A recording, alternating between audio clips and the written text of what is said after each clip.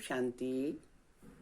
प्रिय आत्मन, इस ईश्वरीय ज्ञान की श्रृंखला को आगे बढ़ाते हुए हम चलते हैं त्रिलोकी नाथ का परिचय पाते हैं।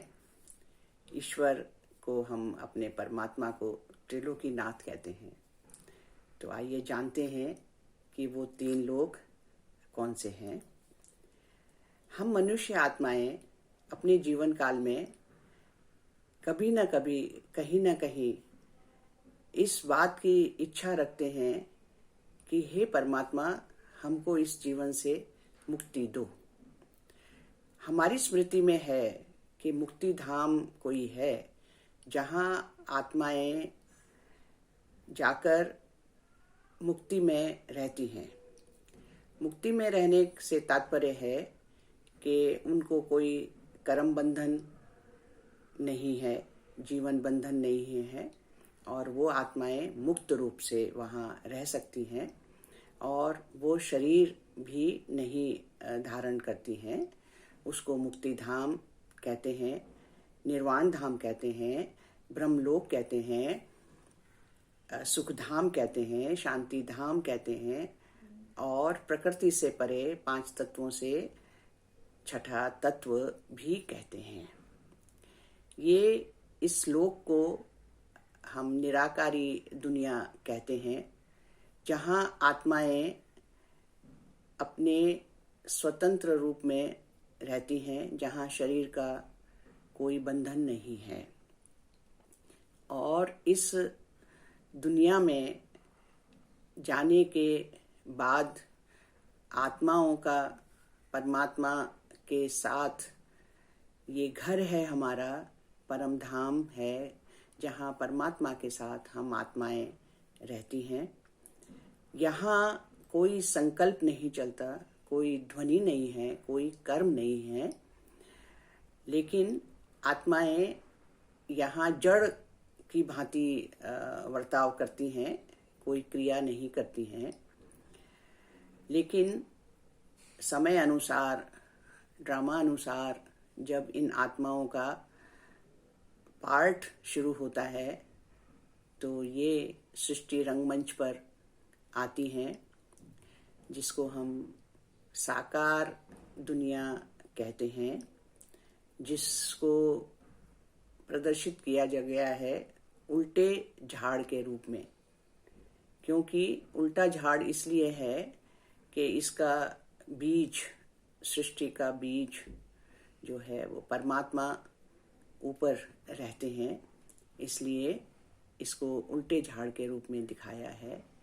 और ये साकार दुनिया जहाँ आत्माएं हड्डी मांस का शरीर धारण करती हैं, आत्मा अपना शरीर रूपी रथ लेकर अपने कर्मों को करती हैं और उसके हिसाब से, कर्म भोग के हिसाब से सुख दुख पाती हैं। इस साकार लोक में संकल्प भी है, ध्वनि भी है और कर्म भी है।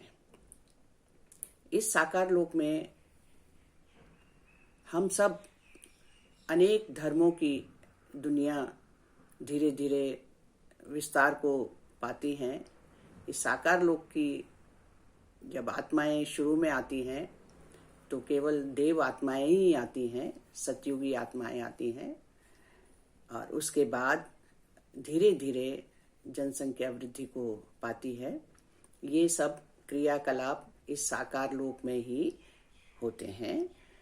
और हम देखते हैं कि कैसे जनसंख्या वृद्धि को पाकर और इतना अंत तक इतनी ज़्यादा हो जाती है कि परमात्मा को स्वयं आकर स्वर्ग की स्थापना करने की आवश्यकता पड़ जाती है। इसके बाद हमारे तीसरा जो लोक है उसको सूक्ष्म लोक कहते हैं। सूर्य और तारागण से भी परे सूर्य लोक है, सूक्ष्म वतन है। उस सूक्ष्म वतन में प्रकाश ही प्रकाश है, और वहाँ आत्माएं प्रकाश का शरीर लेकर रहती हैं। वहाँ संकल्प और कर्म तो होते हैं लेकिन ध्वनि नहीं है। वहीं सूक्ष्म लोक में ब्रह्मापुरी, विष्णुपुरी और शंकरपुरी है। परमात्मा की प्रथम रचना ब्रह्मा, विष्णु और शंकर का रहने का स्थान है सूक्ष्म वतन। उसमें सफ़ेद प्रकाश है, आकारी दुनिया है। शरीर जो है प्रकाश का होने से उसको आकारी दुनिया कहते हैं। इस तरह से हम देख पाते हैं कि 3 लोक हैं, साकार दुनिया, सूक्ष्म वतन और निराकार दुनिया। निराकार दुनिया को मूल वतन भी कहते हैं। इस प्रकार से हम देखते हैं कि इन तीनों लोकों में हमारी सृष्टि चक्र को चलाने की विधि है, कैसे ये चक्र चलता रहता है। और जो आत्माएं सृष्टि के आरंभ में जन्म लेती हैं वो इस सृष्टि पर, इस साकार दुनिया में अंत तक रहती हैं। कोई भी मनुष्य बीच में मुक्ति धाम में नहीं जा सकता। अंत में कलयुग के बाद संगम युग के समय जब परमात्मा स्वयं अवतरित होकर सब आत्माओं को पतित से पावन बनाकर अपने साथ निराकार लोक में, मुक्ति धाम में ले जाते हैं, वहाँ वो आत्माएं जैसे जैसे उनका पार्ट चलता है, क्योंकि ये बना बनाया ड्रामा है जो हर कल्प में, हर सृष्टि चक्र में हूबहू रिपीट होता है।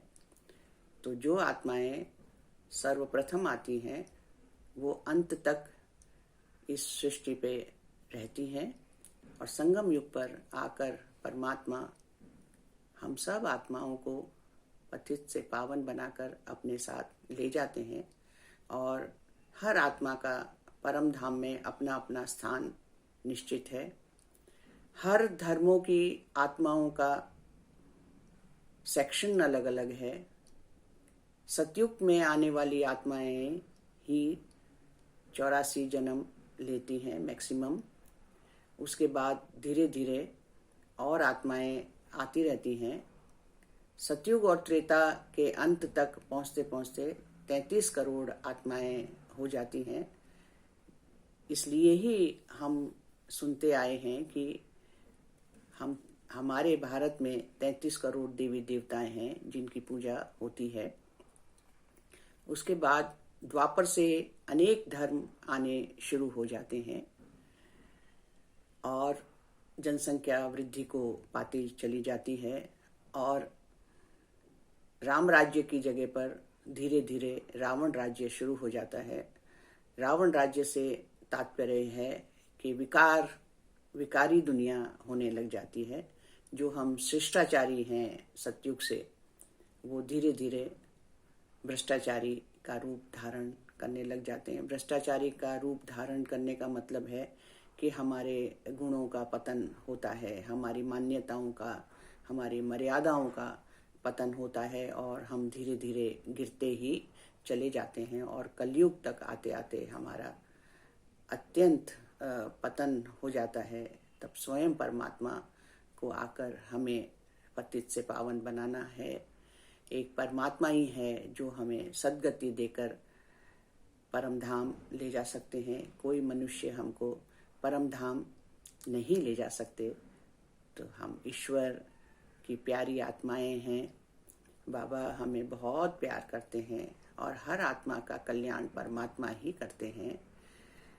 आइए हम परमात्मा से जुड़े रहें और अपने कल्याण की कामना करते हुए विश्व का कल्याण करें।